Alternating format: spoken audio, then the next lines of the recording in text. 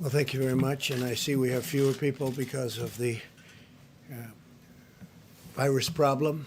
And we appreciate you being here. And this is getting to be more and more social distancing, and that's fine. That's the way it should be. And it's too bad. We extend our best wishes to the person affected. And we feel sure that he or she will be better very soon. And thank you for being here. America continues to mobilize every segment of our society to turn the tide in the battle against the virus. I want Americans to know that we will get through this challenge. The hardship will end. It will end soon. Normal life will return, and our economy will rebound very, very strongly. But right now, in the midst of this great national trial, Americans must remain united in purpose and focused on victory. To every single American, please know that the sacrifice you're making at this time is saving lives, many, many lives.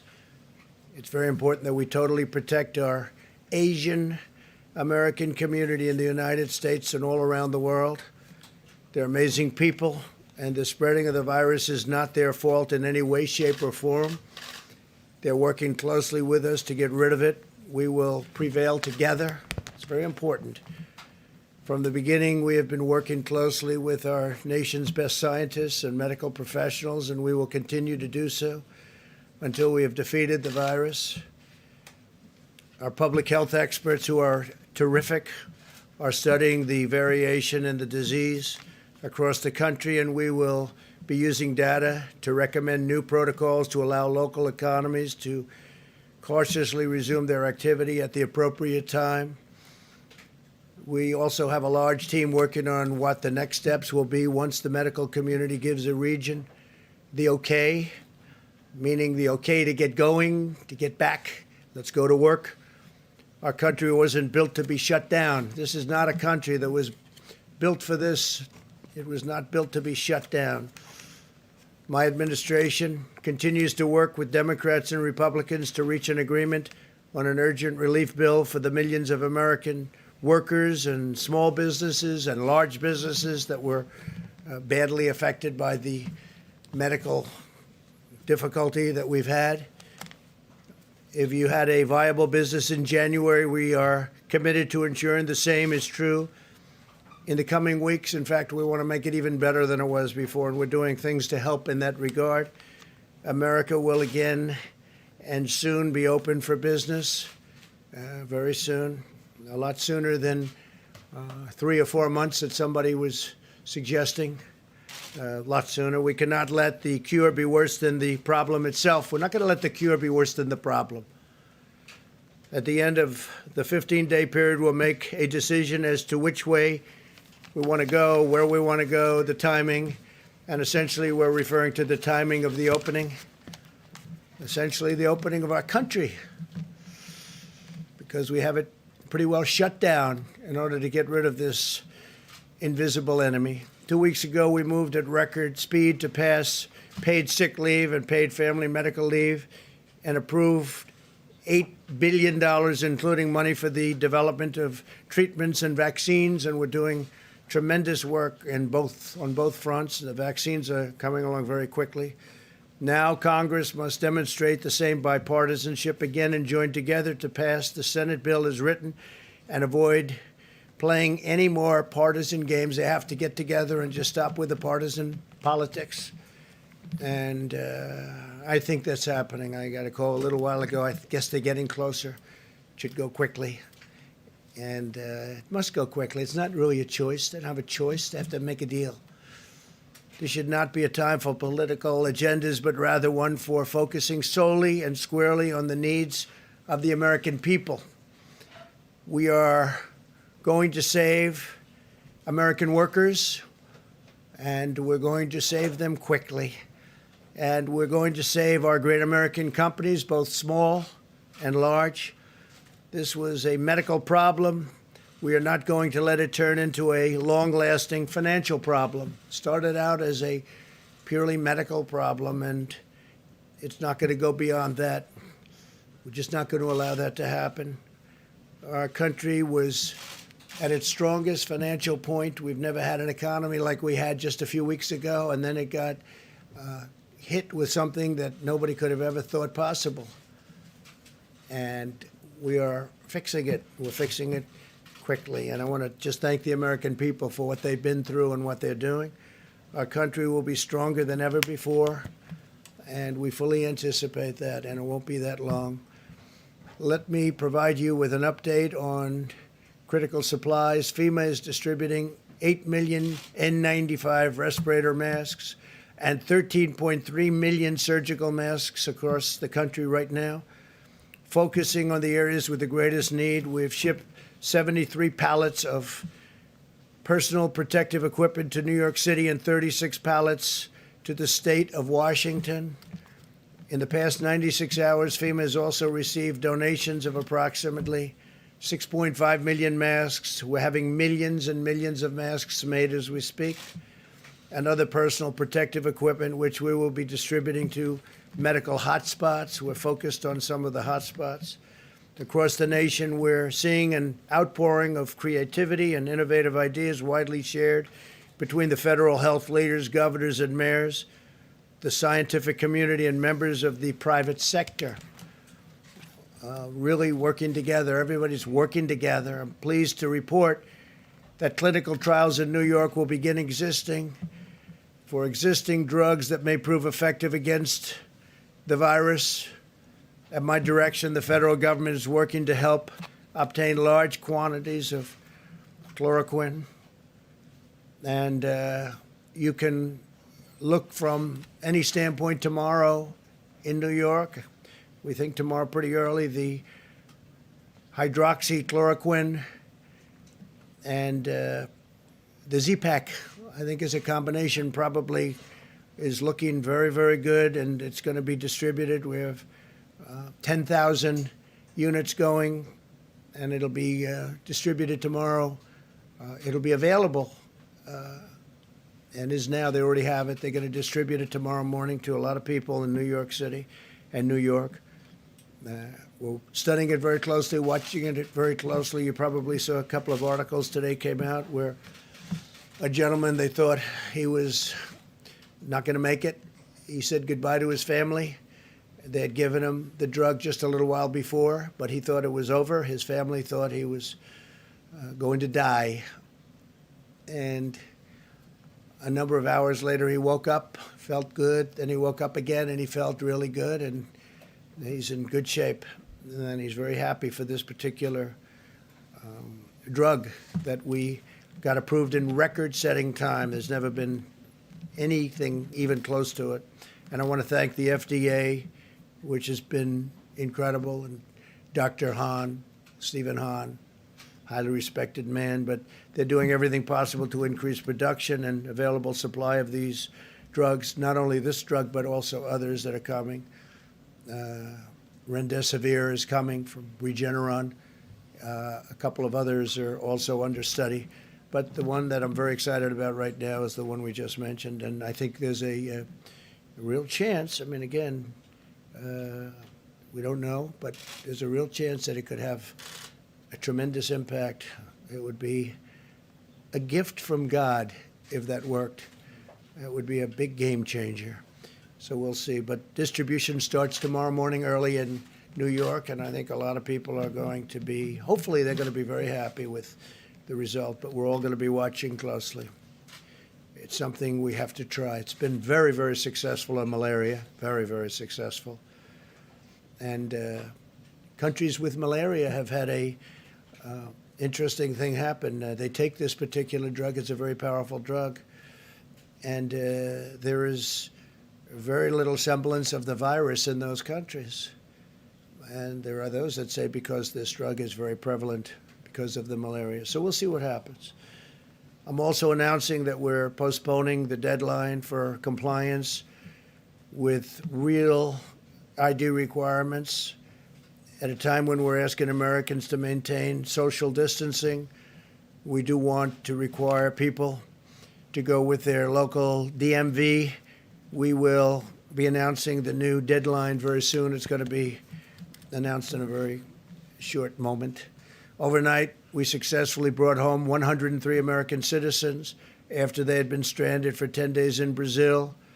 Following a cruise, we want to thank the Brazilian government and their great president.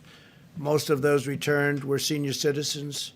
My administration, in cooperation with Governor Greg Abbott of Texas and the private sector, coordinated their safe return to the United States. So thank you to Governor Abbott. Terrific governor, terrific man. Earlier today, I signed an executive order invoking presidential authority under Section 4512 of the Defense Production Act to prohibit the hoarding of vital medical equipment and supplies, such as hand sanitizers, face masks, and personal protective equipment. We have a lot of face masks, a lot of equipment just coming in, and we have some people hoarding. And Attorney General Barr is going to be speaking about that in a second.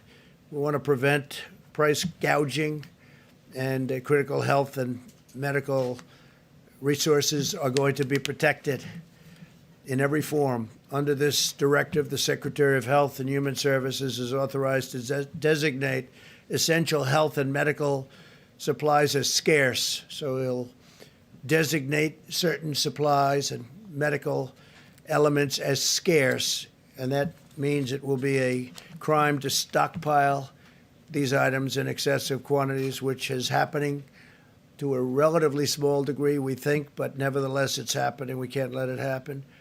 And we can't let them resell them at excessive prices, which some people are doing. Very simply, we will not allow anyone to exploit the suffering of American citizens for their own profit. So we're going to be watching that with our great Attorney General very closely. The Department of Justice will be aggressively prosecuting fraudulent schemes related to the pandemic. Yesterday, federal prosecutors took action in their first case, shutting down a website selling a totally fake vaccine, if you can believe that one. As president, I will always fight to protect Americans from being exploited.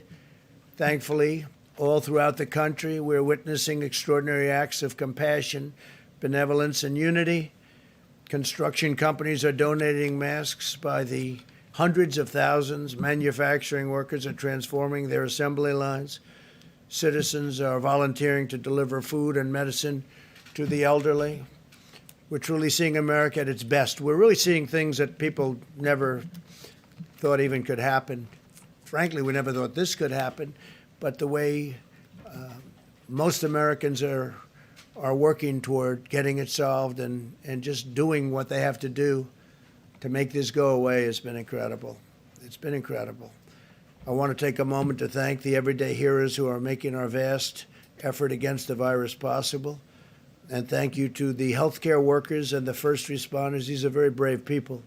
Thanks also to the hardworking men and women of Federal Express, UPS, United States Postal Service, and the truckers who are maintaining our supply chains and supply lines. We thank you very much. Great job. We also want to give our regards and thanks to everyone at our grocery stores working the night shift so that shelves can be restocked, and the restaurant workers and delivery drivers keeping our families fed. So many of these restaurants, it's incredible. They're doing service where people come and they pick it up, delivery. I mean, it's been incredible what they've been doing. Totally different business than they were in, other than they cook food. Other than that, it's like a totally different business. Most of all, I want to thank the American people for rising to the challenge and showing incredible courage, determination, patience, grace, and grit. From New York to Seattle and everywhere in between, your acts of selflessness and sacrifice and ingenuity are a powerful testament to the American character. It's really being shown. It's really showing up at a level that people are really respecting. All over the world, they're respecting. And the world has problems. We're at 148 countries now. 148 countries are affected by the invisible scourge. And all of the uplifting reflections of the American spirit are out there for everyone to see. Together, we will care for our fellow citizens, and we will win this war, and we'll win it much sooner than people think. and we'll be back in business as a country pretty soon. You'll be hearing about that also pretty soon. Now I'd like to ask Attorney General Bill Barr to say a few words, and we'll take questions in a little while. Thank you.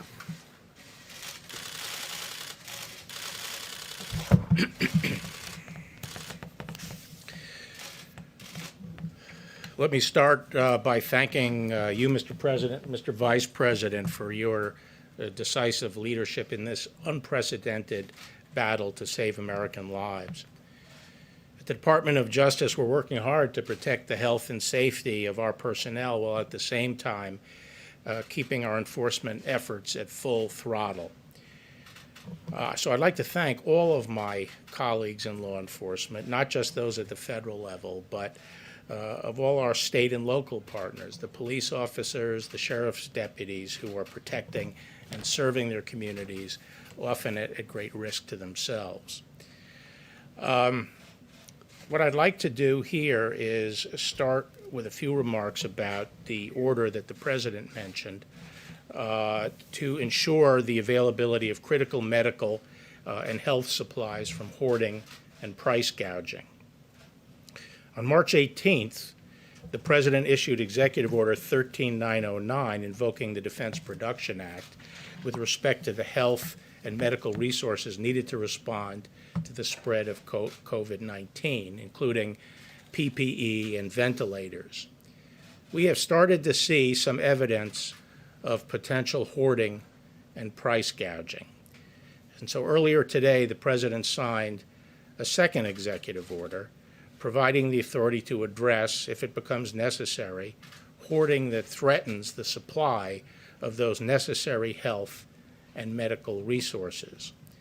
Under Section 102 of the Defense Production Act, the President is authorized to prohibit the hoarding of needed resources by designating those materials as scarce or as materials whose supply would be threatened by persons accumulating excessive amounts.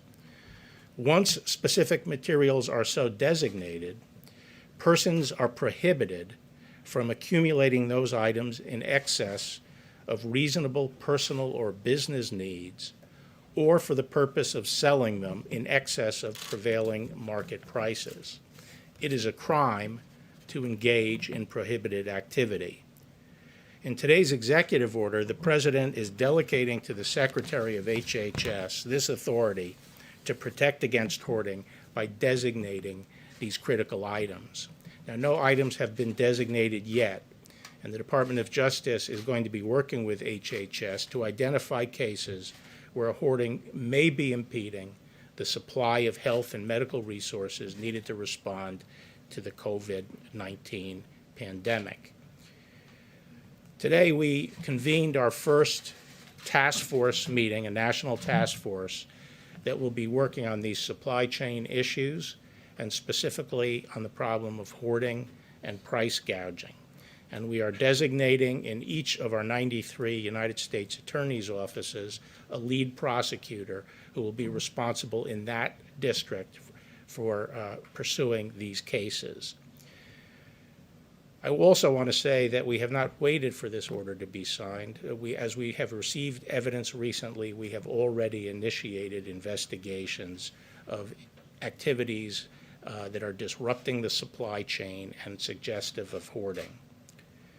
I want to stress that we're not talking about consumers or businesses stockpiling supplies for their own operations. We're talking about people hoarding these goods and materials on an industrial scale for the purpose of manipulating the market and ultimately deriving windfall profits. If you have a big supply of toilet paper in your house, this is not something you have to worry about. But if you are sitting on a warehouse with masks, surgical masks, you will be hearing a knock on your door. So with that, Mr. President, I'll turn it back to you. Thank you very much. I appreciate it. Deborah, please.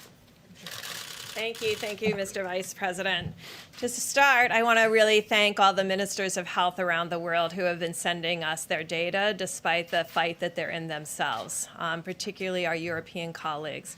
They continue to send us primarily their mortality data, which is really very critical because when you're in the midst of this level of fight that many of the European countries are, following mortality data will give you the best insight right now on how the epidemic is proceeding in those countries because they really can't be testing at the level to really understand the depth and breadth of their new cases. In the mortality data that has been provided to us, there has been no child under 15 that has succumbed to the virus in Europe. There was the one 14-year-old in China. So we still see that there is less severity in children. And so that should be reassuring to the moms and dads out there. To Generation Z and to my millennial colleagues who have been really at the forefront of many of these responses, less than 1% of all the mortality is less than 50.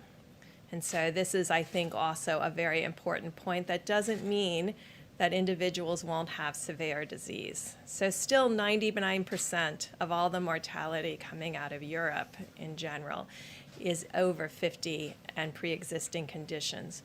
The pre-existing condition piece still holds in Italy, with the majority of the mortality having 3 or more pre-existing conditions. I think this is reassuring to all of us, but it doesn't change the need to continue to protect the elderly. And in order to protect the elderly, we all need to continue to do the President's directives and guidance for the next week of the 15-day challenge. Finally, I wanted to really close by thanking the laboratory personnel that have been at the front lines. 250,000 tests have been run in the last 7 days. This happened because these large commercial laboratories are doing round-the-clock runs. And remember, all of them are being exposed to the virus in the same way from the swabs. Yet tirelessly, they have worked on and on to get those results available. They are still getting more tests than they can run per day. That's because we were primarily expanded into what we call the Roche high-throughput tri-core machine. Those results have been getting to the clients, and we've asked them to prioritize hospitalized patients. There was a breakthrough today, and I think you'll see this from the FDA, for all of those of you who are waiting for self-swabbing options. Those are going to be available sometime this week to be able to individuals do their own tests. That said, remember, these platforms are keeping up with those who need to be diagnosed in the hospitals and those who come to the emergency room quite ill so that hospital beds can be freed up for those that don't have COVID. So that will be critical that if you don't need a test and if it doesn't change your clinical course, do not come in to be tested. And I think that mortality data that I gave you should be very reassuring to all of you. Finally, to conclude, New York City. The New York metro area of New Jersey, New York City, and parts of Long Island have an attack rate close to 1 in 1,000. This is 5 times what the other areas are seeing. Through the high-throughput lab investigations, we're finding that 28% of the submitted specimens are positive from that area, where it's less than 8% in the rest of the country. So to all of my friends and colleagues in New York, this is the group that needs to absolutely social distance and self-isolate at this time. Clearly, the virus had been circulating there for a number of weeks to have this level of penetrance into the general community. Thank you very much, Deborah. Thank you, Mr. President. The White House Coronavirus Task Force met today, but we also convened, at the President's direction, a conference call with the nation's governors. And we focused on efforts at mitigation, at testing, and supplies. We discussed the President's recent approval of disaster declarations for Washington and California and New York. But we also assured governors who've submitted major disaster declarations that we will be reviewing them in an expeditious manner to ensure the full resources the federal government are brought to bear. The President wanted us to make it clear that the federal government will do whatever it takes to support an effort that is locally executed, state managed, and federally supported. We reiterated that to our governors today. listened to them about their specific needs, and frankly, made it clear to them that while the President has published at coronavirus.gov the 15 days to slow the spread for every American, and millions of Americans are addressing these common sense guidelines to prevent the spread of the coronavirus in the days ahead. We made it clear to the governors that this president and this administration fully supports decisions that governors are making in communities and states that are particularly impacted by the spread of the coronavirus, and we are grateful for their efforts. We also spoke to the governors about the importance of the legislation that is currently being negotiated on Capitol Hill, and asked them to encourage members of the House and the Senate to move very quickly. The bill that is currently being negotiated, the President said that he believes will be resolved soon, and we're encouraged by it. We'll speed direct payments to families. The average family of four will receive $3,000 directly. There'll be payroll subsidies for small businesses around America to keep people on the payroll while they might be required to stay home, unemployment insurance benefits, assistance to hospitals and major industries.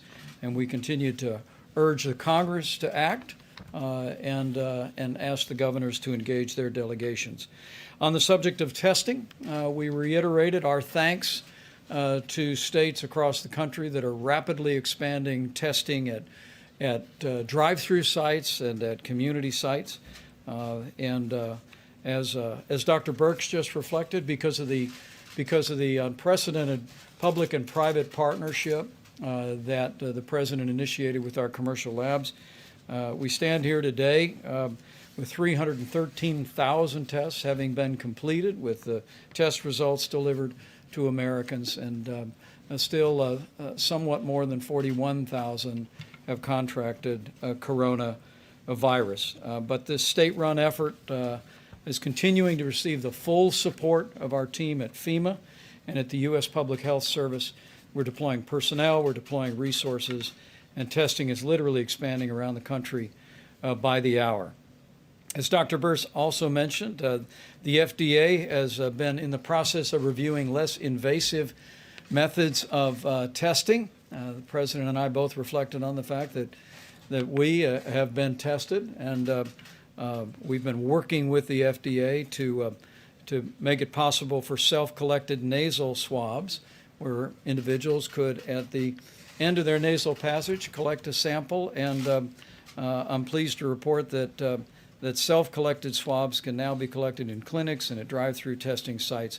This will expedite the testing process, of course, but it will also reduce the risk to healthcare providers for exposure to the coronavirus, and it will minimize the drain on personal protective equipment. With the current test that goes pretty significantly up the nasal passage, people have to wear gear and then change out the gear.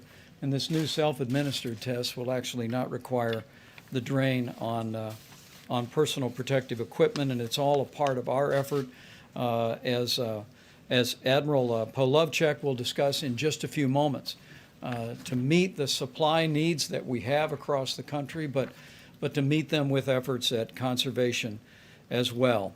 On the subject of testing, it's important to remember, as the old book said, it is not the healthy who need a doctor, but the sick. And so if you don't have symptoms, you don't need to get a coronavirus test. We encourage every American to adhere to that so that the testing resources are available for people that are symptomatics. We also will be issuing today from Health and Human Services new guidance to direct all commercial labs to prioritize testing for hospitalized patients. And that guidance is going out tonight. We also reminded the governors today that all state laboratories, all hospital laboratories, are now required by law to report the results of coronavirus tests to the CDC. On the subject of supplies, in our meeting today at FEMA, we received a report of the new Supply Chain Stabilization Task Force. Rear Admiral John Polovchek is leading that up at FEMA. and the task force is working to identify medical supplies that exist in the marketplace today, to evaluate the national stockpile, and also working with industries around the country to produce even more of the critical medical supplies. And as the President said, businesses across America are stepping up, and maybe as never before in our history. 3M, in fact, has diverted 500,000 N95 masks from commercial customers, and they're being delivered today to New York and Seattle. Facebook, we would acknowledge, has donated their emergency reserve of over 700,000 N95 masks to healthcare workers, and these are just a few examples of the generosity of businesses. We're also seeing companies step forward to repurpose their manufacturing facilities to create ventilators, to create equipment, and I know I speak for the President when I say how grateful and proud we are for that. We also discussed with the governors a real breakthrough on the availability of ventilators.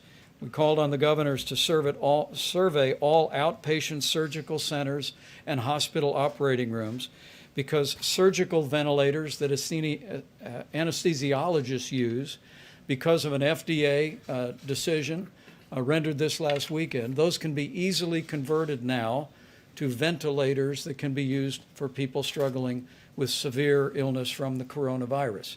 And so we called on our governors in conversations with state leaders to survey all of their surgical centers and hospital operating rooms to identify that equipment, and with the new FDA guidelines, they'll be able to convert those to help meet the needs of ventilators across the country.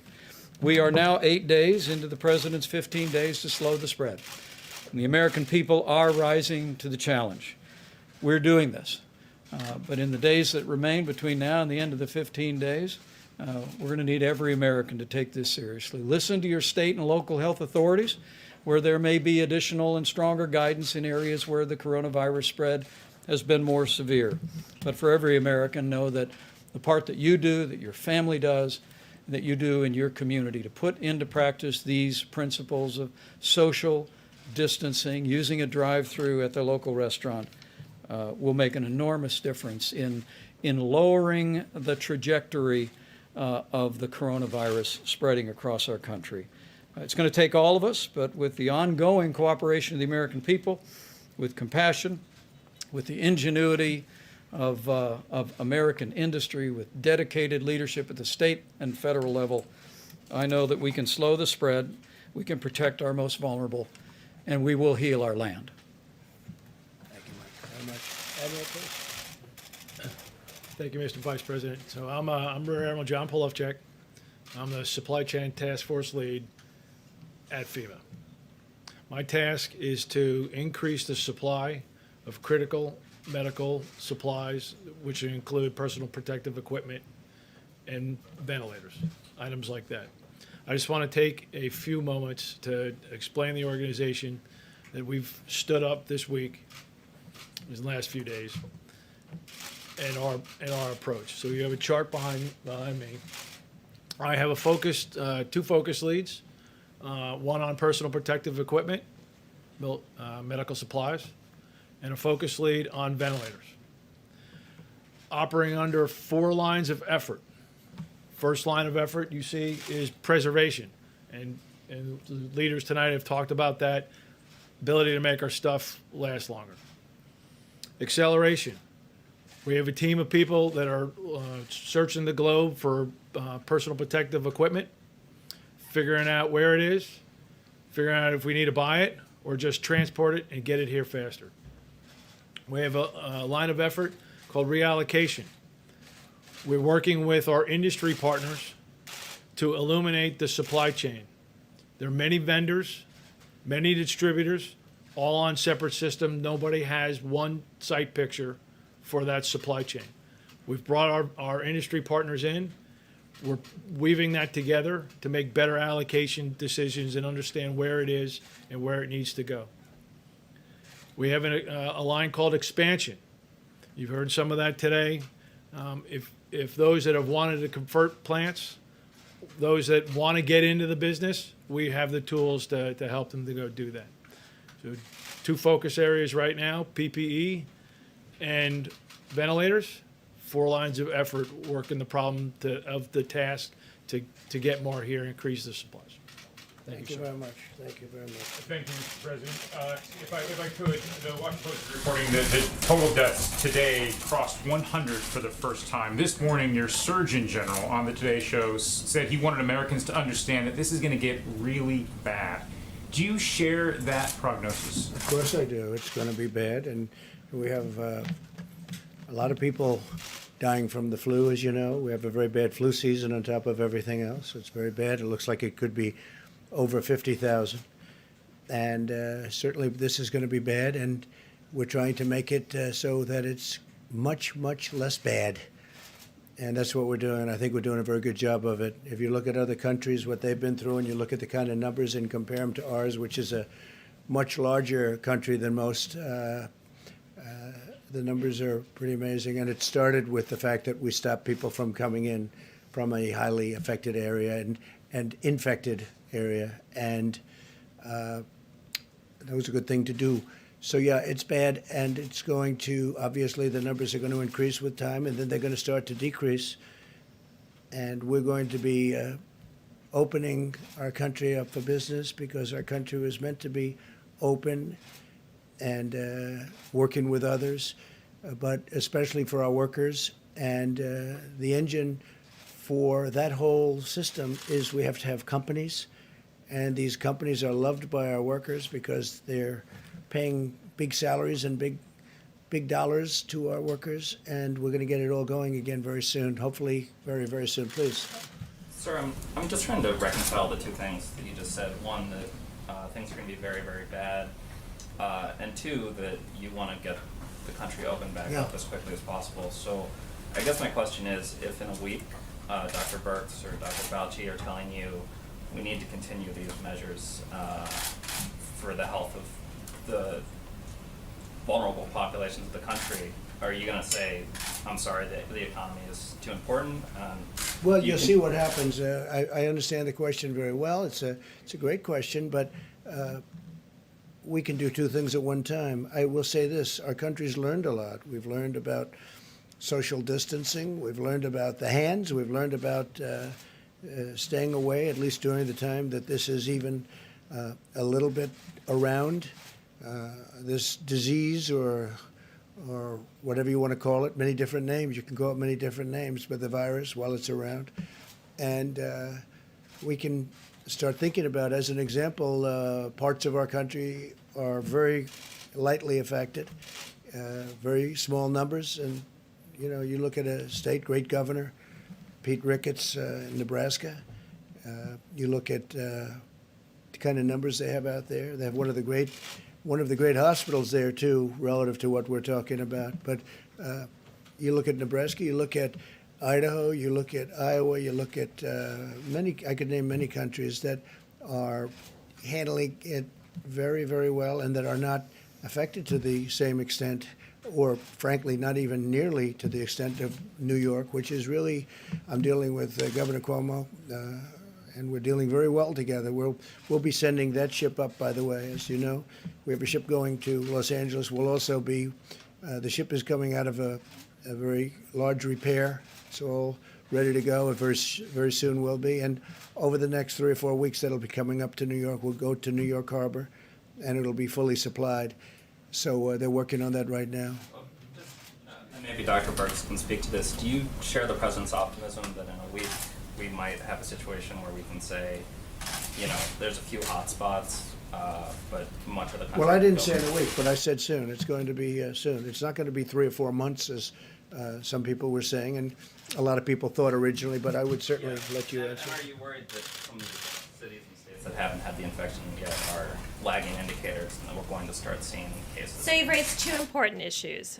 One, I think you all know a lot of our tests have had to go to hospitals at this time so that we can diagnose people who are at risk, to give them options to get these new therapeutic options. None of these therapeutic options are available if you don't know your diagnosis. So we've been very much focused on that. With adding Abbott, Thermo Fisher, Hologic, and now Cepheid platforms. Cepheid's that new platform that is point of care, but slower. So, you've got to match the throughput, the need to what kind of equipment you have. Now that we have all those platforms moving simultaneously, we can go back to doing case finding and surveillance in the areas that have the most lower numbers, as well as doing mitigation more aggressively in the places that have higher numbers. We went out with a very blunt force. I mean, we have to all be honest. We had to do that because we weren't sure where the virus was and where it is going. I think over this week, we're concentrated on figuring out exactly where the virus is and making projections about where it's going and the impact of our mitigation pieces. We learned this in tackling epidemics around the world. You have to focus the resources and the intervention and the structural prevention interventions in the areas where the virus is circulating.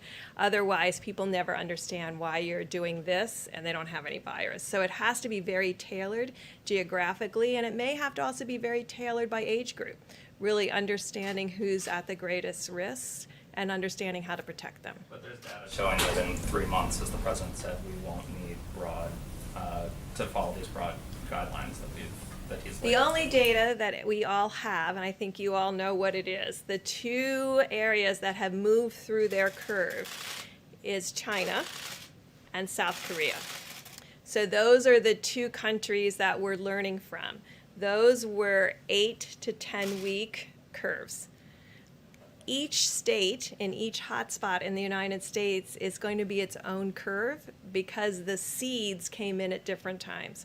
So Washington State is on their curve. They're about 2 weeks ahead of New York. And so each of these have to be done in a very granular way to really understand where we are. And it's the charge that the president has given us is to use all of our data analytics and all of our data inputs to really define those issues about where the virus is, where is it going, and what predictions we can make about where we are in that bell-shaped curve. I think that's a great definition, and I will say we're going to be watching our senior citizens very closely. We're going to be watching certain hotspots like New York, and within New York you have areas which are troubling, and we'll be working with the governor and the mayor and everybody else on those spots. But at the same time, at a certain point, we have to get open and we have to get moving. We don't want to lose these companies. We don't want to lose these workers. We want to take care of our workers. So we'll be doing something, I think, relatively quickly, but we've learned a lot during this period. This was a very necessary period. Tremendous information was gained, but we can do two things at one time. And again, I say we have a very active flu season, more active than most. It's looking like it's heading to 50,000 or more deaths, not cases, 50,000 deaths, which is, that's a lot. And you look at automobile accidents, which are far greater than any numbers we're talking about. That doesn't mean we're going to tell everybody no more driving of cars. So we have to do things to get our country open. But this has been an incredible period of learning, and we'll have announcements over the next fairly short period as to the timing. John, please. Mr. President, I want to ask about these guidelines on testing. Obviously, Senator Rand Paul has tested positive for coronavirus. But he was not in contact with anybody who was known positive, and he didn't have any major symptoms. Under your guidelines, under the guidelines that have been outlined here, he would not have gotten a test. He got one anyway. So what do you say to him? He's pointed out that if he hadn't gone basically in defiance of these guidelines and got tested, he might still be showing up to the Senate right now and infecting the whole U.S. Senate. So that's why this was important. That's why this recommendation to the American people was important. Because we have been saying that there is a level of asymptomatic or mild spread. And that's why each person has to be responsible. Each person has to be responsible in the way that they decrease their interaction with others, the 6 feet, and you're all very social distance, so thank you. But also assuming that everyone that you're interacting with could be positive. And that gets into the hand washing piece, and that gets into the other piece we talked about is surfaces. I think until we really figure out the respiratory transmission versus the surface transmission, and this hard surface transmission, not fabric, will be really critical, because that is a way the virus could spread on subways or metros, where people would be holding on to things that other people had recently held on to. So that's the real question. But if we can just keep with the example of Rand Paul, and obviously there are many other people that would be in a similar situation, but just keep with this one example.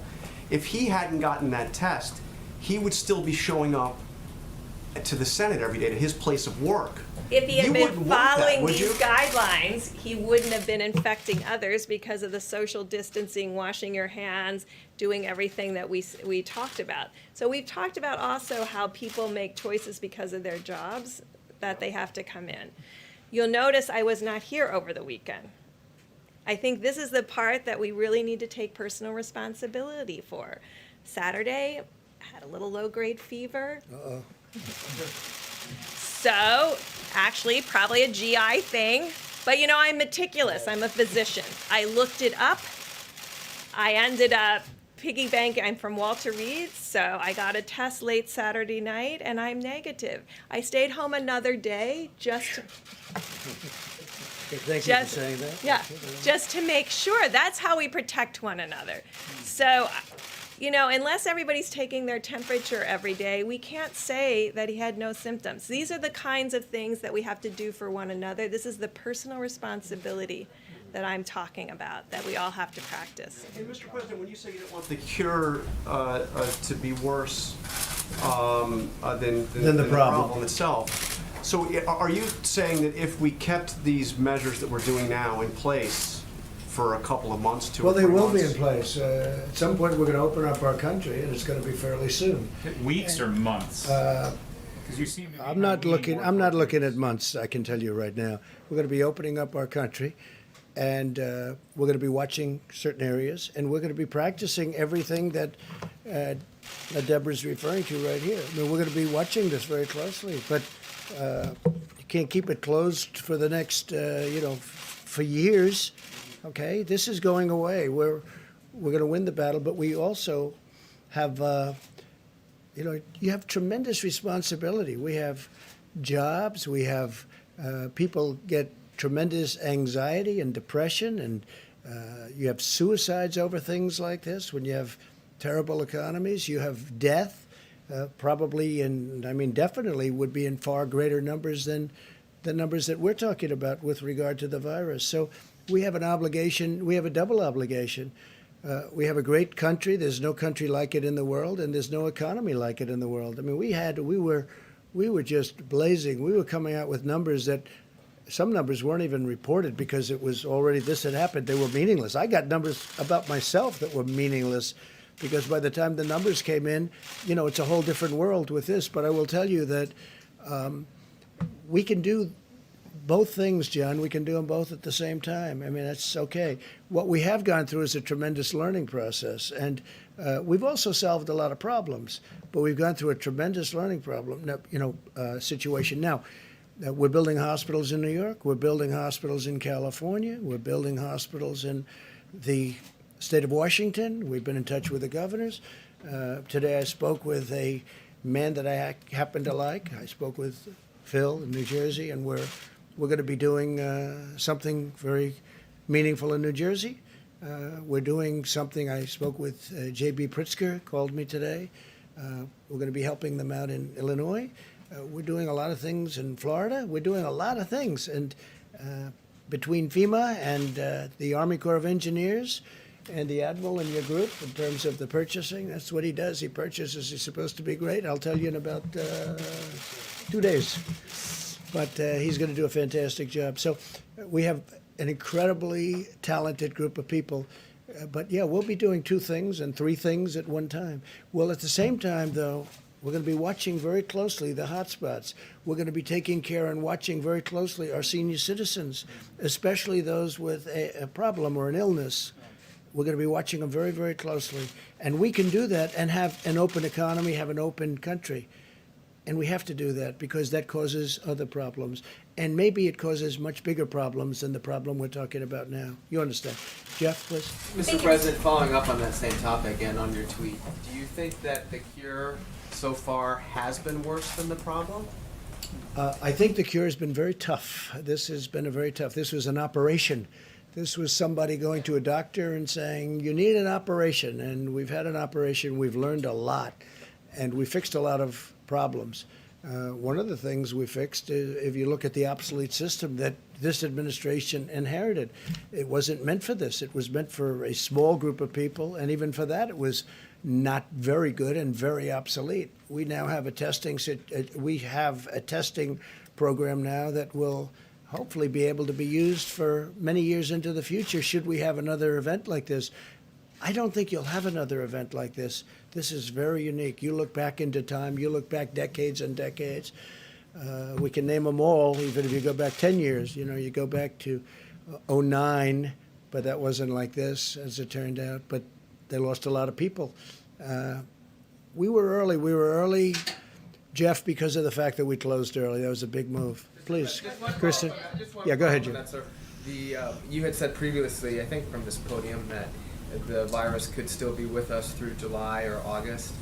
By suggesting now that we might, or that the government might change these standards or these recommendations. Well, it's not change. It's no. We're doing things. Yeah, this was a learning experience for the people of the country. And even time frame has changed for you. The changed? The July-August time frame of when you think the virus will be under control. Well, I think we've learned a lot. I think that there's so much discipline now that we never had. Nobody ever said, don't shake hands. I did actually before I became a politician. Once I became a politician, then it's hard getting used to not doing it. Because, you know, you do it with everybody, with literally thousands of people a week. You're shaking hands with big groups of people. You know, there's a lot of, we've learned a lot. There's a great discipline that this whole country has learned, having to do with distancing, having to do with shaking hands. I think a lot of it's going to stay long after the virus is gone. I really think it's probably good practice anyway, but I think it's going to stay long after the virus is gone. But we have to open our country, because that causes problems that, in my opinion, could be far bigger problems. Far bigger. This is a medical, a severe medical situation that could cause problems far beyond the medical, and then increase the medical problems to things that had nothing to do with this original medical problem. We can't let that happen to our country. We have the greatest country in the world. I'm not going to let that happen. But this 2 weeks that we have spent has been an incredible learning period and process. Please, Kristen. I have 2 questions for you. One, you said it's likely going to be weeks, not months, before you suggest easing these guidelines that you put out. Have any of the doctors on your team told you that's the right path to pursue? We spoke to them today, and I was telling them that we have 2 things to look for. Don't forget the doctors. If it were up to the doctors, they may say, let's keep it shut down. Let's shut down the entire world, because, again, you're up to almost 150 countries. So let's shut down the entire world, and when we shut it down, that would be wonderful. And let's keep it shut for a couple of years. You know, we can't do that. And you can't do that with a country, especially the #1 economy anywhere in the world, by far. #1 economy in the world, you can't do that. Because, well, it causes bigger problems than the original. That's why I talk about the cure being worse than the problem. We can't have the cure be worse than the problem. But what we have done, so this is not retracing, this isn't anything. We've done it really well, because this 2-week period has been good. And I'm not saying it ends at that time. You know, we have another 7 days or so. I'm not saying it ends at that time. But I am saying, sir, it's been like this incredible learning process. That's going to go into the future. That's going to go even as we open up our country. And we're going to be watching New York, and we're going to be watching California. We're going to be watching the state of Washington and other places. Illinois is becoming a hot spot. And we can do both. Now, we may quarantine. I mean, we will be quarantining many people in these areas. There are other areas that just aren't affected, or they're affected very little. And why would we close down 100% of the country? There are areas within New York where New York will be open, but there are areas within New York. Remember this, New York has the New York Stock Exchange. It has NASDAQ. It has the exchanges. To close the New York Stock Exchange and NASDAQ and with all of the great work they're doing, I mean, they've gone largely to computer. You look at the floor, it's incredible what they can do, but it's fully open. But we don't want to be doing that. But we can do, what I'm saying basically is that we can do 2 things simultaneously. and we've had this incredible learning period. Plus, people have been in a period, and they won't be calling, oh, gee, because I've got many, many people that now come to me and say, we get it. We think we can really do it now and do it while we're open. So at some point, we'll be setting some guidelines. We'll be setting some date lines, and we'll be announcing them in the not-too-distant future. Have any of the doctors on your team endorsed easing the federal We've guidelines? not endorsed. We talked together, and I think they're okay with it, and I'm okay with it. But this could be a much bigger problem. This could create a much bigger problem than the problem that you start off with. Now, other nations are going to have to do what they're going to do, but they'll probably do something very similar. But in our case, much more so than anyone else because of the magnitude of our economy, the tremendous size of what we've built and what we have, and the jobs involved.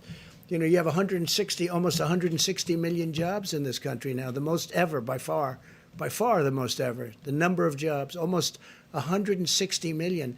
So we can't turn that off and think it's going to be wonderful. There'll be tremendous repercussions. There will be a tremendous death from that. Death. You know, you're talking about death. Probably more death from that than anything that we're talking about with respect to the virus. If we continue with these strict guidelines than if we ease them? No, I think we're going to do them both. I think that's what I'm saying. I think we can do them both. Now, we haven't announced a date, but we're getting fairly close to coming up with a date, and it's a much shorter period of time than I've been hearing the news report. And I think everybody should be happy with that. But great knowledge was gained. Please. I had two questions for you, Mr. President. My second one is on what your economic advisor, Larry Kudlow, said today. He was talking about this, and he said that there are going to have to be some difficult trade-offs if you do ease these guidelines because he wants the economy You to mean be with the open again. Democrats you're talking about? No, he was talking about how you said, the cure shouldn't be worse than the problem, and he was talking about reopening the businesses, getting the economy going again. What are those difficult trade-offs? I mean, if he said, I didn't hear him say that, but if he said difficult trade-off, sure, it's less convenient. Before you walk and you hop in the subway and you grab the handle and you go down to wherever you're going on Wall Street and you do all sorts of things and you go in and you open the doors going into your great buildings or into the exchanges, and now you're not going to have to maybe think about doing that, or you're going to think about doing it a different way. No, there are many trade-offs. It's a different life, and maybe it'll remain that way, frankly, after the invisible scourge is gone. Maybe it's going to stay that way. Not a bad thing to stay that way. But no, there are trade-offs. There's no question about that. But I actually think I think in the end we're going to end up being bigger, better, and stronger. We have learned a lot. Please. We're seeing an increase of cases in Latin America, in the Middle East, It's true. in Latin some places America. in Asia. Are you considering a new round of travel ban? No, we're not really. I mean, something like that could happen, I guess, but we're not really. They thought we were going to have bans within the United States. We didn't do that. We're not going to have that. Hopefully that'll take care of itself. No, in Latin America, there's been an uptick. Yeah, please. Mr. President, just quickly, a second question.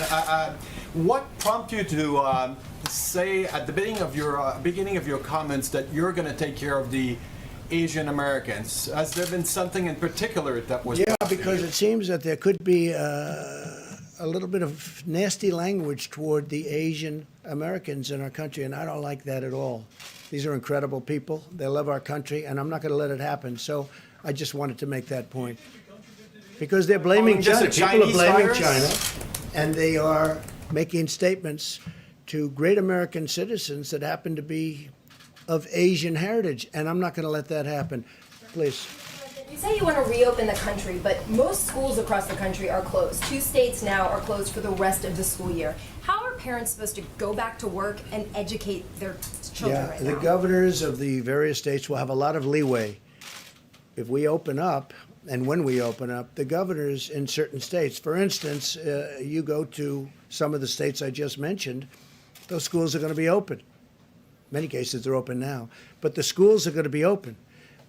In other cases, Governor Cuomo, Gavin Newsom of California, certain governors are going to maybe have a decision to make. Now, they may make a decision to keep them open in a certain part of New York and maybe in Westchester County or wherever it may be, they'll keep them closed. But they're going to have leeway. We're giving the governors a lot of leeway. Do you agree with the decision to close it several months out at this point? These governors are saying they're expecting a peak in the next couple of months. and have made a decision for the The rest of the governors are year. going to make those decisions. That's going to be up to the governors. And they're very capable. They'll be able to make the decisions. Please. Sir, will you explain why a $2 trillion economic stimulus is needed if you are going to reopen the country in a period of weeks, not months? Because the virus has had a big impact on our country. So we're going to give a stimulus so that the workers can live their life. It was not their fault. It wasn't the workers' fault. And we are going to give a kick so that it's a kick. And this way, we think the workers can get a fair start. The small businesses we're taking very good care of. We want to take care of these small businesses. They really are the engine of this country. A lot of people don't know that. You know, everyone thinks of these great, big, beautiful businesses, who, by the way, have been very badly hurt also. But the small businesses have really historically been the engine, and they still are the engine of the country. And you'd be amazed. The workers love those businesses, and the workers contact us, and they want us to help those businesses because that's where they've made their living. That's where they've been paid a lot of money over the years. And, you've been seeing what's happened over the last 3 years where salaries and wages have gone up very substantially for those workers. And then we got caught by this sudden craziness coming into our country and coming all over the world. So we need to make sure that the companies are strong and that the workers are strong, and that's what we're doing. And, hopefully the Republicans and Democrats are going to be able to make a deal, and they're actually fairly close, but we'll see what happens. Please. But does it still need to be $2 trillion is my question. Can it be Well, smaller one of the at this things you're point? going to have to save companies that have been shattered. You're going to have to save various, you know a lot of the companies yourselves. We have a company that was, I think, the greatest company in the world, named Boeing. Boeing's going to need some help. Now, Boeing had some difficulty before. That's unlike others. We have other companies that didn't have a problem coming in. Boeing had the obvious problem that everybody knows about from a little more than a year ago, a double problem, and it was a big one. And then on top of it, as they're getting ready to really show their stuff, on top of it, we all get hit by this. And obviously, the airlines are going to have a problem, but the airlines aren't going to be buying from Boeing or from anybody else right now because of this difficulty. So we have to work with the airlines. We have to work with the cruise lines. We have to work with the companies like a Boeing, because Boeing's potentially, again, a great company. It had a very rough period of 13 months, a very rough period, a horrible period, an unbelievable period. If you would have told me this would have happened to Boeing, I wouldn't have believed it, because to me it was, truly one of the truly great, probably almost 1 point of GDP, if you can think of that. It's hard to believe that a company could have that kind of an impact. But Boeing, we have to work with it for two reasons. Number one, it's a great company that we have to save. Number two, it produces unbelievable numbers of jobs.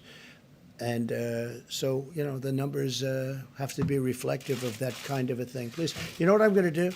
We have wonderful people behind us that are working very hard, and we want Bill to get back to the Department of Justice, and we want the Admiral to start going and doing your job, and the same thing with Deb. If anybody would have any questions, maybe I'll ask Mike to stay around, but if anybody would have any questions for the group, and otherwise I'll let them go back to work, please. If we just clarify with Dr. Brooks, we seem to be talking about different geographical slopes on this. The curve would be changing.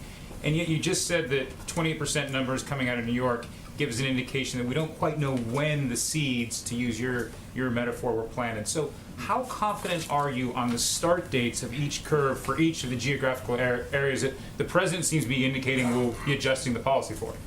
So that's a very good question. So what we do know is now we can backtrack from people who get very seriously ill to when they probably got infected versus when they were exposed. And so when you start backing out each of those pieces, when you start seeing hospitalized patients, you know that the virus has probably been there for 3 to 4 weeks, substantially circulating within the population. So that's what we're looking for. Now, as all of our testing is improved, and we want to really applaud the group who has worked on it. If you look at the pandemic flu preparedness, all of this was built on a flu platform. It was never, ever thought that you'd have a simultaneous respiratory disease hitting at exactly the same time as your flu hits in the country. And so when you're doing all of your flu surveillance, you could had small cases of these pneumonias and flu-like illnesses characterized as a flu-like illness for the last 4 to 6 weeks. And so that's really a caution to all of us. And so when we get through all of this, we'll be looking at each of the pandemic preparedness plans. A long way of saying we know Washington State is a little bit ahead of New York because of the hospitalization records. What we will get to as a country with the amount of testing that will be available is being able to do what the president talked about simultaneously doing containment contract tracing at the same time you're doing mitigation. And I think right now we put everything into mitigation. Yet if we geographically get specific data by zip codes and counties, we'll be able to approach this in a very laser-focused way, making sure that what we're doing in each of those areas is absolutely appropriate for where they are in their own little bell-shaped curve. Dr. Burks, Go ahead, please. Dr. Burks, when will the government roll out the antibody tests so people can know possibly if they've been exposed? So several of them have come to the FDA, I believe. Obviously, that's something I am very interested in for 2 reasons. One, it will give us a retrospective on where these infections were, who was actually infected, and how really asymptomatic versus mild versus all of that comes into the spectrum. Secondly, by people who have high titers of those antibodies, those can become our solution with plasmapheresis for those in need and the making of hyperimmune globulin. So knowing who they are becomes really critical. But I think we're still a couple of weeks out. I have to go back and talk to the FDA where each of these are, because this is what saved us with when you do flu swabs, when you do strep throat swabs, and now where you do an HIV test. So these are the kinds of tests that we know will be critical in the future. I wanted to say one other thing, because you see a lot of numbers out there about 70% of the population is going to get infected or 60% of the population based on those models. Understand that the way you get to that number is you do nothing, and it goes through 3 cycles. So they're talking about this cycle that we're currently in, another cycle in 2021, and a third cycle in 21-22 in order to get that level of population infected. And you know we will have vaccines most likely by the 21-22 season. And we're going to hopefully have therapeutics in the fall of the next season. So the reason we're so much focused on blunting the curve for this piece is if the virus comes back, we'll have much more facility both for diagnosis, testing, monoclonal antibodies, treatments, and then the vaccine. And Dr. Burks, a question about the serology blood tests, which some people said hold some real promise here. When will those be FDA approved, and when will they be widely available? So that's what she was just asking about. So these IgGs and IgM, both point of care, I can tell you it would be no problem making ELISA today. But then you're drawing blood, you're processing blood, you're running plates. That's what we did in the past. We really want a finger prick type assay where you can just put a finger prick on and get your IgG and IgM. So that's what we're working on right now. Realistically, how long till that's approved and available? I can't answer because I have to look at where each of the companies are that are in their development processes. Sounds like a while then. Well, there's some that are developed now that they were using in Singapore. So we're looking at those to see how those work. Should be fairly quick. So we're looking at those, but we're very quality oriented because we want to make sure we don't give people false negatives or false positives. I have a question for you. So we have a lot of very angry media all around this room, and they want one of these seats. But because of social distancing, we are keeping them empty. And they are keeping them empty. Will there ever be a time when all of those really angry people who don't like me much to start off with, but now they really don't like me, will there ever be a time when these seats are full to the brim like it used to be, where people are almost sitting on each other's lap? And this whole row over here is packed, and now they're outside wanting to get in, and they're very jealous of all of these reporters. Will we ever have that again, or is that something that will be, it'll look like this forever? So we're learning a lot about social distancing and respiratory diseases. And I think those are the discussions we have to have in the future. It was what you were talking about, changing our whole behavior patterns of what we touch and being conscious of that. I remember when I was worried Saturday morning, I was trying to think, what all did I touch on Friday? Did I touch a doorknob? Did I do this? Did I do that? Did I not wash my hands? I mean, you go through this whole piece. Did I touch my face by accident? So I think this awareness that we all now have that we didn't have before, where we would have pushed through that door or turned that doorknob because we were in such a hurry. Now I think all of us think twice. I think all of you think twice. But when the virus is gone, will the people be allowed to sit next to each other again, in your opinion, in a tight room with a tight? I don't know. You'll have to look and see if we have a new respiratory piece. Certainly, this is the way we set up every clinic all around the world when we're worried about TB and TB transmission. I'm wondering if you could comment on the new measures that Britain has put into place. Also, Germany has said it doesn't want to have crowds of less than 2 people except for families, which is a pretty restrictive number. Does that inform your thinking as you are coming up with advice for this next period for the president and the vice president? The president and vice president have asked us to look at every single scenario in every single country. Because the more data we have, the more our decisions can be completely data informed and really understanding what impact that has.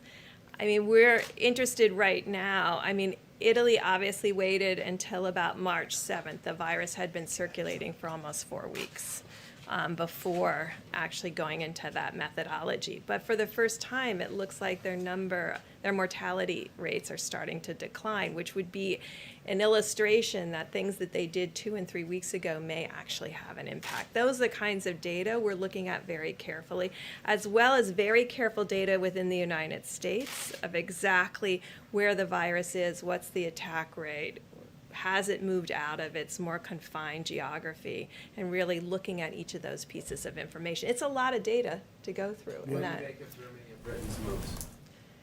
Well, I think if you remember just a week ago, Britain had a very different approach. So everybody is adapting to their data. I haven't looked at the data that informed that decision, so I can't really comment on how they got to that decision there or in Germany.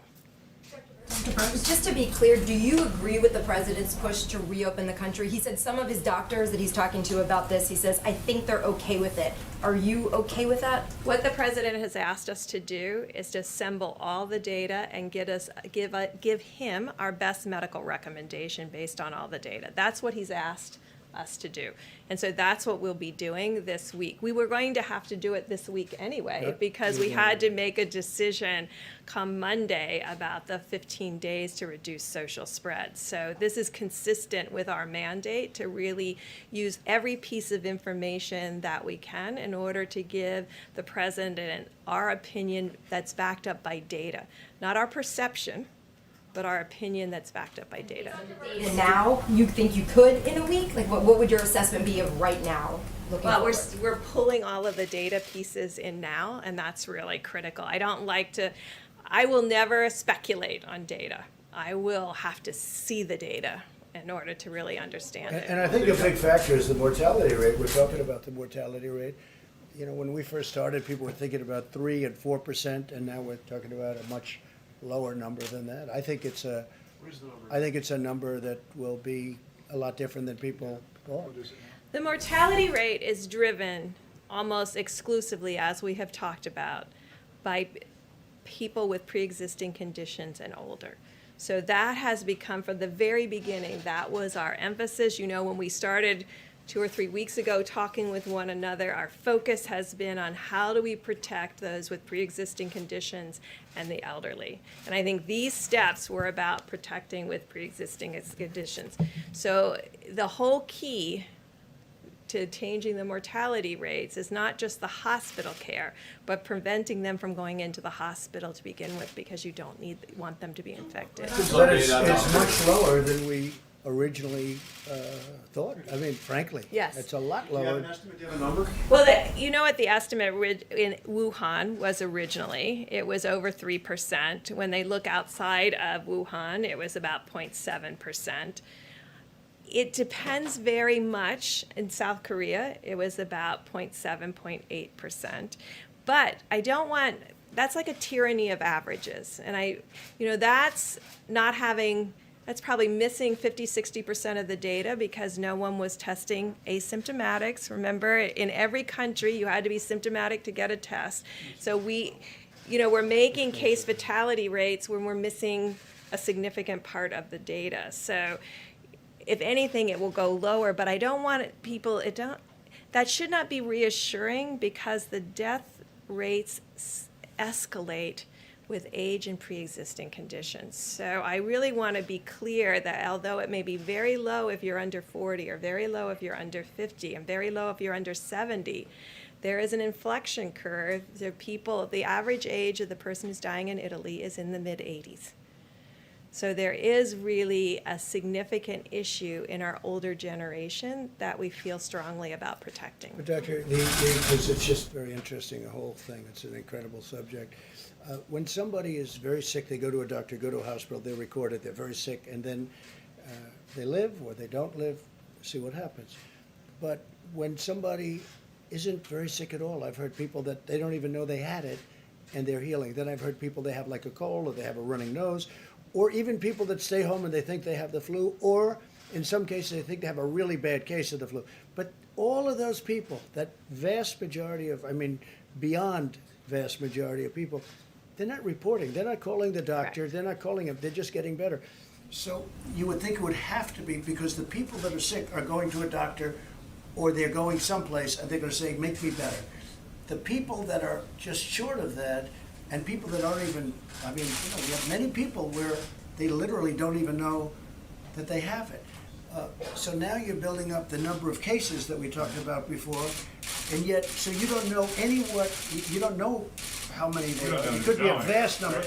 But what you do know is all the people that are really sick, because all of the people that are really sick are going to a doctor in some form, and the doctor is reporting it in all cases. So, But that's why your I think the question number is about much the lower than antibody we think. test is so critical, because that will give us really a much better baseline to really understand. So, Mr. President, when you talk about how it could be a much bigger problem, you said that at several stages on whether or not we keep these guidelines in place.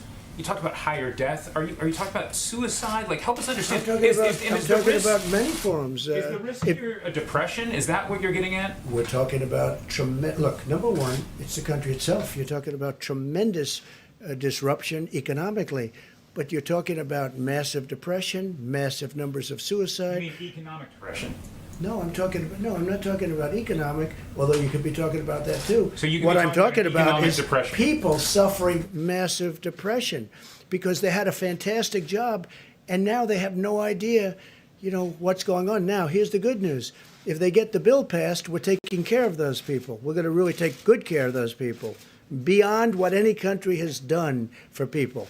But there's never been anything like this. No, I'm talking about where people suffer massive depression, where people commit suicide, where tremendous death happens. Now, in addition to that, we're talking about economic, where you really hurt a country. It could take years and years to recover. And the longer you stay out, the harder it is to recover. I happen to think that you're going to have, they call it the V. I think you're going to have a very big bounce back. I think it's going to be very big. We'll see. Well, I think the bill should pass.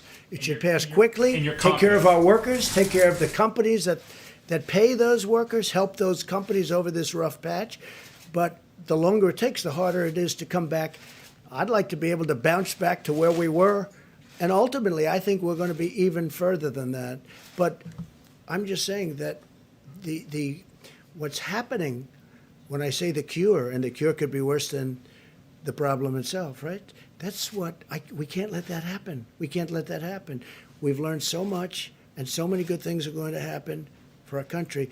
We can't let this continue to go on. So what we're doing is we're meeting with the doctors, Dr. Fauci, Dr. Birx, and others, and we've already started the discussion. And I can say that, I'm a student like your students. We're all learning this together. I learned a lot from Deborah. I learned a lot from Tony. I learned a lot from a lot of people that this has been their life's work. I've learned a lot. We're going to come up with a date, and we're going to do two things. We can do two things at one time. At the same time, we're going to be very vigilant. We're going to be so vigilant in terms of all of the things that we have to do that we've been talking about for the last 2 weeks ad nauseum. And I think it's going to be ultimately a far better solution for our country. Yeah, please, go ahead. What advice is Dr. Fauci? Deborah, why don't you go back? And we want her to go back to work immediately. Thank you. Great job. Thank you, Deborah. Can I have one more question? Yeah. Deborah? One more. Come on. They won't let you go. So there's still 1 week left to go and 15 days to slow the spread. Doesn't talk of reopening the government quickly undermine that? I mean, why would anyone today still social distance or not run out to see Actually, the it cherry should blossoms? reinforce it, because if people know that we're considering and trying to understand the impact of the good work that they have done, I think it reinforces them to do good work for the next whatever it is, days, weeks in the future, because it says to them, we're looking very carefully of the impact that the work that you did, the selflessness that you brought to this, the ability to stay home with your fabulous children, your ability to social distance, the ability to give up on going to restaurants and just having takeout, all of those sacrifices, the ability of your protecting our elder generation, the greatest generation, and making sure they're safe in nursing homes, but not seeing them. All of us have made sacrifices. I haven't seen my grandchildren in 3 weeks. I know other people are like that they have really made those personal sacrifices. What we're asking every American to do is to make those personal sacrifices for these next week and now, so that we can evaluate the impact of that sacrifice. So I think, if anything, it strengthens the willpower to say, yes, I can do this. Thank you. Thank you. Mr. President. Sir, can I ask, where is Dr. Fauci Go ahead, today? please. Go ahead. 1 second, please. Sir, one thing some public health officials have said would be helpful is to open back up the ACA exchanges so that people who are worried about perhaps getting treatment could go sign up for insurance now, even though the open enrollment period is open. That's something you can do with Well, it is. It's something we're talking to a lot of people about. We'll see what happens, but we're talking to people about it. Go ahead, please. Where is Dr. Fauci right now? Why is he not at this briefing? Will he attend future ones? I was just with him for a long time. And he's at the task force meeting right now. We have a task force meeting. He was there. Does he agree with you about the need to reopen the economy soon? Well, he doesn't not agree. I mean, we had a long talk, and he understands there's a tremendous cost to our country, both in terms of lives and in terms of economics, and in terms of many, many years of rebuilding something that was a fine-tuned machine. It was nobody's fault. It just happened. This horrible virus came from wherever, and it just happened. It just happened. He fully understands that. No, he's a good man. I like Dr. Fauci a lot, just so you understand. No, he's not here because we really weren't discussing what he's best at, but he'll be back up very soon. Yeah, please. And we'll be discussing dates and times with him. And we are talking about I don't want to use the word abbreviated because so much has been gained by what we've done, but we're talking about not during the period, during the 14 or 15 days, but not too long after that. Which I think is going to make a lot of people happy. It's going to make a lot of companies happy. It's going to make a lot of workers happy. Yeah, John? Mr. President, so ultimately, will you take Dr. Fauci's recommendation on this, or are you thinking he's just looking at one set of inputs? I would certainly, he's very important to me, and I will be listening to him. I'll be listening to Deborah, who you just spoke to. I'll be listening to other experts. We have a lot of people that are very good at this. And ultimately, it's a balancing act. But, the expression, we can do two things at one time. And we've got an incredible country. We have to keep it that way. And that includes not just economics, that also includes life and death. We have to keep it that way. Mr. President, on the social distancing, the social I'll distancing, get you in a second. you're talking about social distancing amongst us reporters, and you mentioned that one of our own has come down or Yes. potentially come down. Even if someone does come down in the White House press corps, would you pledge to the American people that you'll keep this room open? We're clearly 6 feet apart. Well, I've gotten to like this room. This room is Well, you very keep open for these convenient. I briefings. can say from the standpoint of being president of the United States, this has been a very convenient room for all of us. You people have set up, so I never even thought of closing it. So you're asking me a question that I never thought in terms I'm of giving you closing the it. opportunity to Can you pledge give me to- a good reason to close it? We could build a I'll give larger you the room. opportunity to keep, I mean, you see. I don't want to make commitments like that because it's not something I've ever really thought about. There are certain people that would like to see a larger room built. We need a larger room. Other presidents didn't need such a large room, but we need a larger room. And there are some people, but it's not something that is really on my mind, to be honest with you. Yes, please. All right, so Q2, we know it's going to be brutal. Who are you listening to? Where is the brain trust to help get us through that period? And also, has your opinion of the chair? Which period?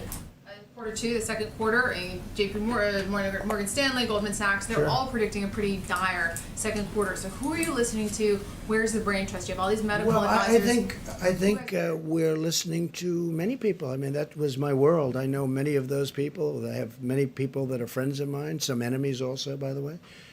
But, it's been a good world for me. I like that world. I like those people. Smart. But I listen to many of them. Ultimately, they all go into that computer, and I say, this is what we're going to do. I have to make a decision. This is a very important man right here to my right, our great vice president, because he's got a great instinct about things, too. So I'm going to be listening to Mike. He's headed up the task force, I think, brilliantly. I think it's going to go down as that because he's really done a job. He's been, not only has he been good, he's been soothing. He's really been great for the American public to watch it. And I mean that in the most positive way. There is a solidity with Mike that you don't find in many people. He's been soothing. He's been good for the American public. They have confidence in him. I think he's done an incredible job. And his advice is very, very important to me. So he's going to be he didn't come from that world, the world of finance, but he understands the world of finance. He was a great governor in Indiana. They did very well financially, too. So you won't give us even one name of someone else you're listening to? Well, I could give you a whole list, and we'll probably even set up committees. I'd rather not give you one because then I'm going to leave out. I have spoken to so many people, and I'm. Turned on the spigot today. What? Are you happier with the Fed now that he's turned on the spigot? I am happy with him. Yes, I think he's. I really think he's caught up, and he's done the right thing. And I think ultimately, we will be rewarded because of the decision he made over the last. He's really stepped up over the last week, and I have to tell you, I called him today, and I said, Jerome, good job. You really did it. It might be. He was, a little bit slower than I would have liked in the sense of what he was doing. Now, other people might have liked it. But today I called up Jerome Powell, and I said, Jerome, you've done a really good job. I was proud of him. That took courage. And ultimately, you're going to see the fruits. Now, he's not finished. I mean, he's got other arrows in the quiver, or whatever they say. I will tell you, he's got plenty of arrows. But no, I'm very happy with the job he did. Mr. Vice President, you said that you'd bring the Secretary of Education here either yesterday or today. Why isn't she here today, and can we expect her this week? Also yesterday, you said you had some guidance for us on people who had potentially been exposed to the virus returning to work sooner. Do you still Yes. expect that guidance? Yes, thank you for the question. I spoke to the Secretary of Education today, and we're going to have her at the podium very soon. The Department of Education has created a very easy waiver application for every state. It's virtually an automatic application for states that want to be excused from national standardized testing requirements. We reviewed that with all of the governors today.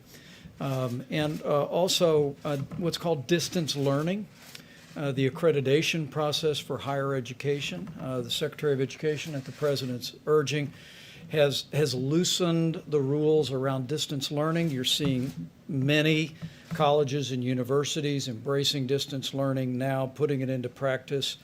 We've allowed for that. But also the Department of Education is setting up a website and best practices information for K through 12 distance learning. And she actually told me that the state of Florida and New Hampshire are really setting the pace on distance learning for K-12. My wife is an elementary school teacher. Obviously, there's different challenges for distance learning for K through 12 students, particularly younger kids. But the Department of Education is determined to continue to make those best practices available. We talked about the website that's being built, and she'll be coming and making a presentation on that, because as the President reflected a little bit ago, as Dr. Birx did, we understand there's a lot of kids out of school, but parents are anxious. A lot of kids out of college and university, like my daughter, who's been dismissed from what remains of this semester of grad school, but is still doing the work, and the Department of Education is working earnestly to make that a reality. See her this week?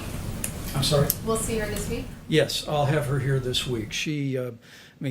Given the issues that we were dealing with today with the Attorney General, we thought it might be just as timely in a few days. With regard to the guidance that you asked about, the President's Coronavirus Task Force is in the process of reviewing recommendations from CDC. We're working with the Department of Homeland Security. We'll be bringing those to the President as recommendations of approval. We're specifically looking at people that work in critical infrastructure, people in law enforcement, people in critical transportation. You can go right now to the Department of Homeland Security's website for a very useful definition of critical infrastructure. And if you look at the second page of 15 days to slow the spread, you'll see the President's recommendation for this 15 days is for people to stay home from work whenever possible, except for people working in critical infrastructure.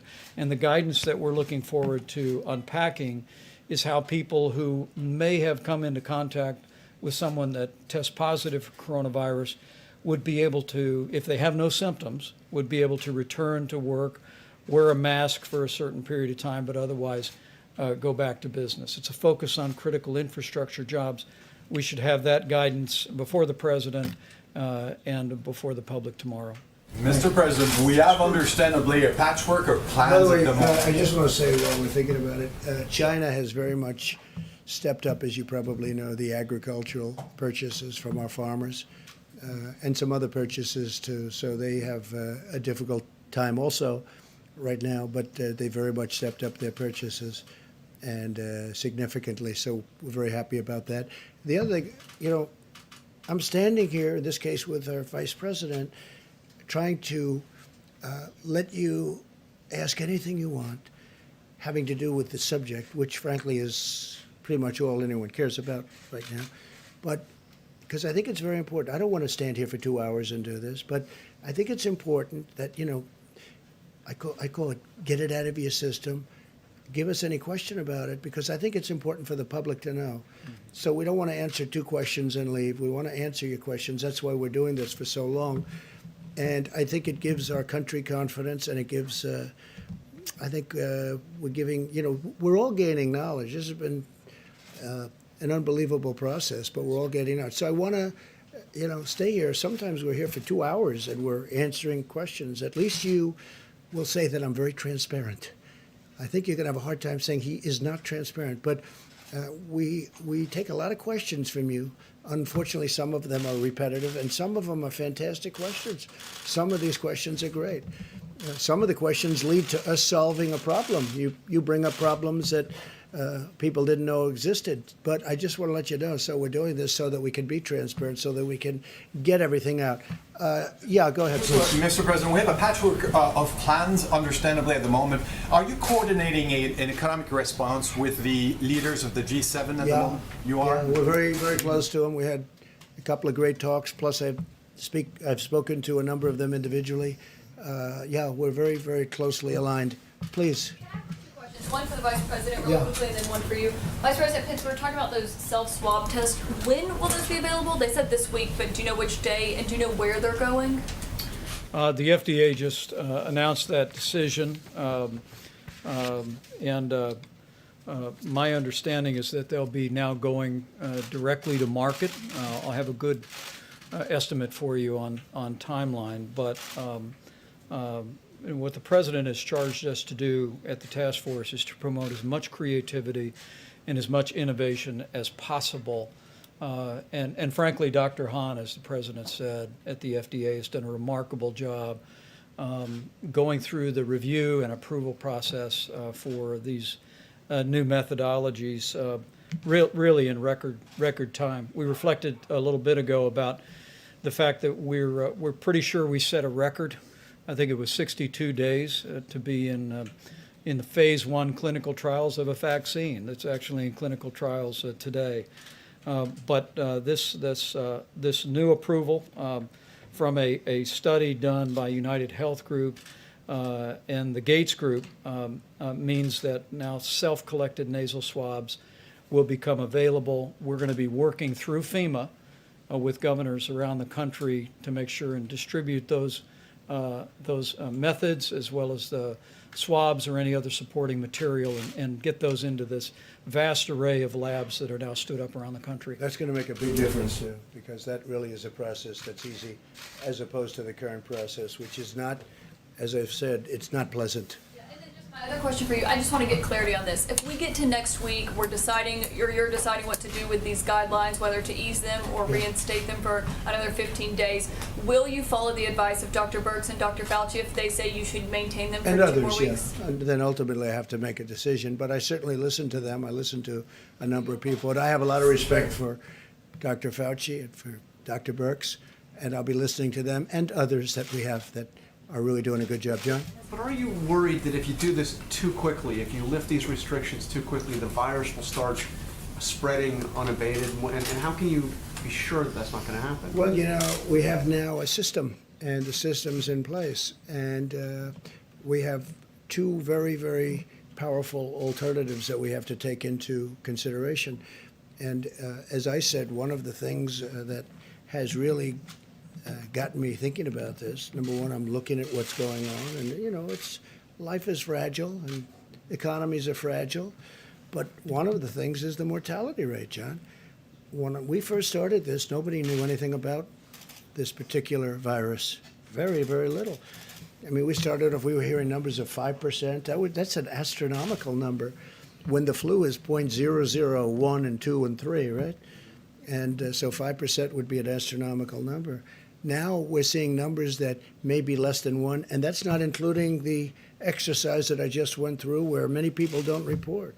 So everybody getting very sick is reporting, but nobody getting, you know, not very sick. And that should be part of that equation. So that just keeps reducing the number. So the mortality rate is that's a big, to me, that's a very big factor. When we were hearing 3 and 4%, remember we had one day where we thought it was 5%, and we were getting a lot of bad numbers from countries that, I don't know why, but we were getting a lot of bad numbers. I do wish, our relationship's very good with China, but I wish they could have told us about this a little bit sooner, you know that. But the mortality rate's a big thing for me because I think we're very substantially under 1% now. That's it's still terrible. It's still the whole thing. The whole concept of death is terrible. But there's a tremendous difference between something under 1% and 4 or 5 or even 3%. So that's something that we're learning now. And I think the number may be lower than people think because of what I've been saying. Yeah, please.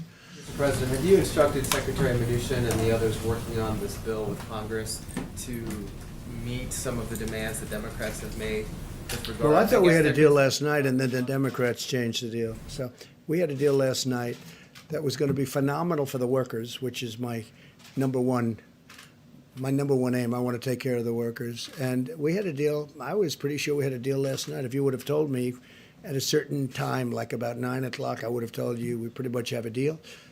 And then all of a sudden it changed fairly rapidly. And, you know, it was unacceptable. It would have been bad for our country. And they were asking for things that would have not been good. I mean, things that bore no relationship to what we're talking about. We said, that's not the game. We can't play that game. So we'll see. Look, the Democrats do want to make a deal. But, Jeff, I thought we had a deal last night. And if you come further into this process weeks or months from now and decide that further stimulus is needed, will you be able to work with Speaker Pelosi on that? I'll work with anybody to help the American people. I will. I don't care who it is. I'll work with anybody. if I feel I'm going to help the American people and the American worker. Yeah, please. Mr. President, some states are still reporting a shortage in materials needed to actually process the tests. So what is the administration doing to get all the states the materials that they need? Well, you just saw the Admiral, and you just saw the FEMA people, and you just saw the Army Corps of Engineers, and we're building hospitals in New York and California and state of Washington and New Jersey. I just made a commitment to Phil that we're going to help him out with some of the areas in New Jersey, which is very important, a great state. So we're doing a great job, and we're there to help the governors. But the governors are on the front line, and they can do some of it themselves. Governor Cuomo, he's been working very hard, and he worked with me on the hospitals and medical centers, because it's not just hospitals; it's called hospital, and another is medical centers, of which we're building numerous for New York, and we have it all laid out. We have Javits Center, and then we have other locations throughout the state, and I think it's really a great plan, and we're going to have FEMA and the Army Corps of Engineers involved, and I've worked with them. We're building a wall. We're up to over 150 miles of wall on our southern border, which is now turning out to be even more important than we originally thought, but I always thought it was very important having borders. And so I'm working with the Army Corps of Engineers, and I see what they do and how they do it. And that used to be my business, and I know it very well, and they're very professional. They're really good. So you're going to see a lot of good things happening in many states, beyond the states I just mentioned. In many states, we're working with Governor Ron DeSantis in Florida. We're working with Governor McMaster, right, in South Carolina, where they have a little bit of a breakout, not by comparison, but a little bit. We're working with many, many governors in many, many states. Actually, states where you almost would think that they have it under pretty good control and they've done a great job. But we're working with many states, and that's primarily FEMA and the Army Corps of Engineers. And they're capable of doing it. Mr. President, back to the stimulus. Can I ask a question on behalf of my radio pool colleague, Tamara Keith from NPR? Sure. She asked me to ask this to you. Sure. You just mentioned that there were some things last night that were unacceptable, which would have been bad for the country, that the Democrats were bringing into the stimulus conversation. Her question was, what provisions would you absolutely not support in this plan right now? Well, a lot of the provisions that they wanted, like stock buybacks, I agree with that. That's good with me. I mean, I don't like them buying back stock. I like them spending money on airplanes and on their employees and their real business, not buying back stock. And I don't know if that provision is going to be put in one way or the other, but I'm all for it. And many Republicans, I can tell you, are for it, and I think many Democrats are for it. But they were putting that out like it was a problem last night. Not a problem for me, I can tell you that.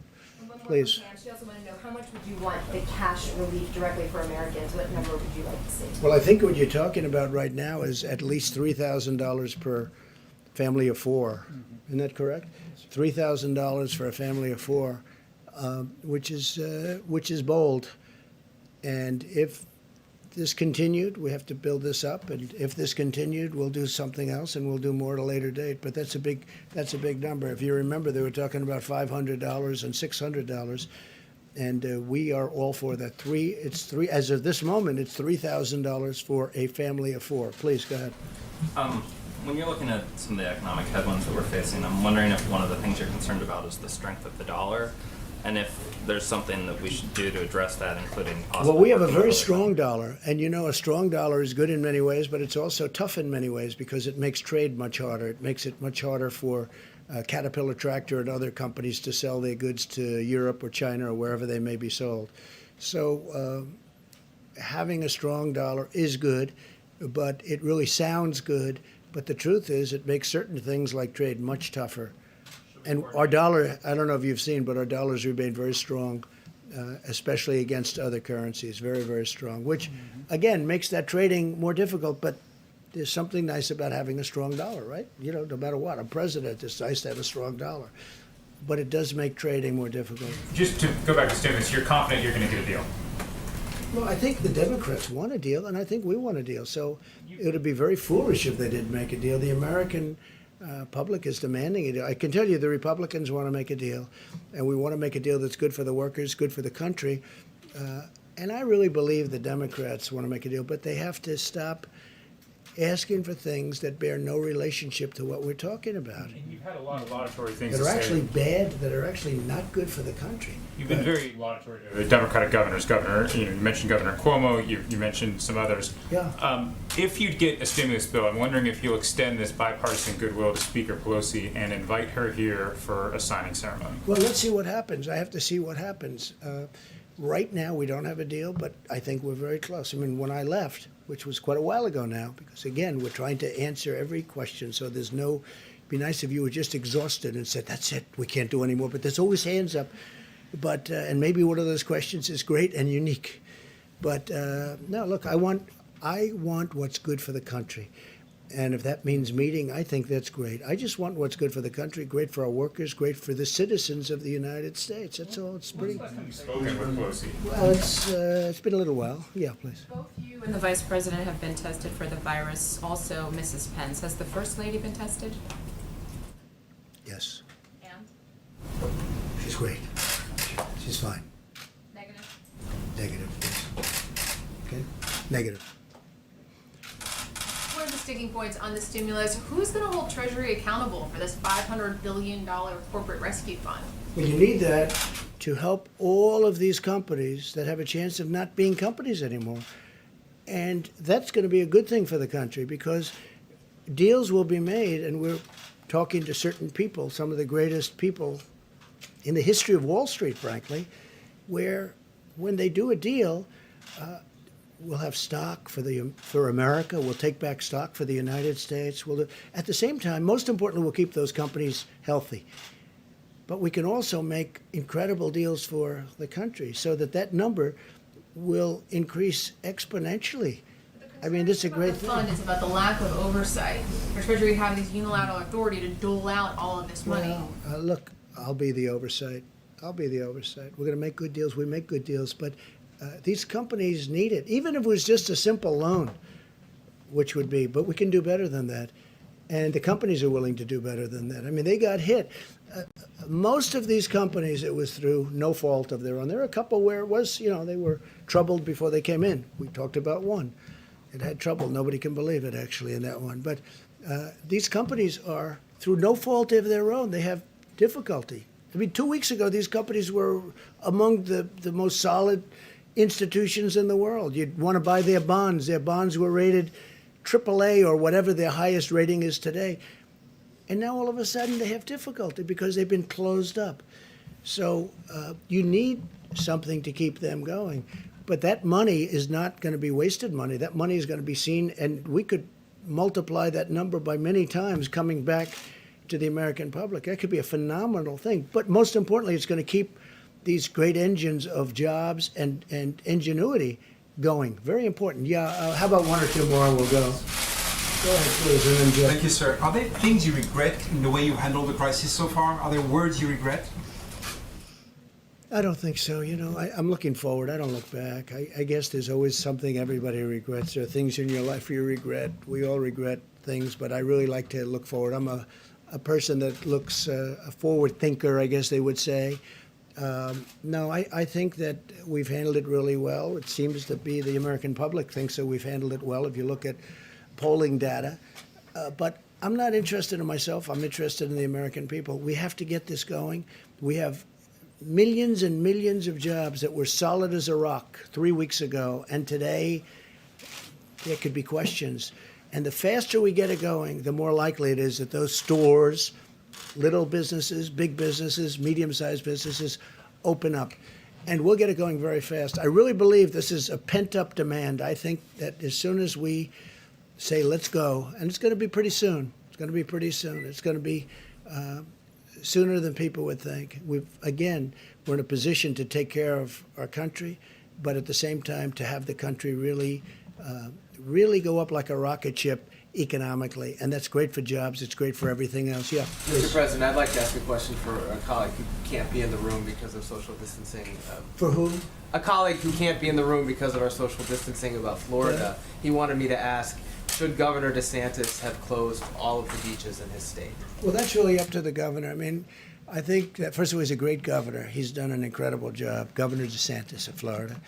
And on the beaches, I guess he's recently made a decision, but you do have a lot of room on the beaches, and I think it's just a decision that he made originally, and then he's refined it, and then he's done something that a lot of people agree with what he's done. But he's done a lot of things right, and he's been truly.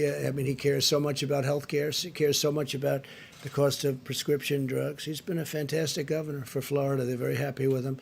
The whole concept of the beach. It's a very interesting issue. There are a lot of open spaces that includes parks and other things, but rather than relying on social distancing, they're probably going to do that one a different way. But I would imagine when we make our decision, things like that would be opened up, and then people will remember what they're supposed to be doing. Well, I want to thank everybody very much, and we'll see you tomorrow sometime, and we'll get this going, I think, really well. Thank you all very much. Appreciate it. Do it tomorrow.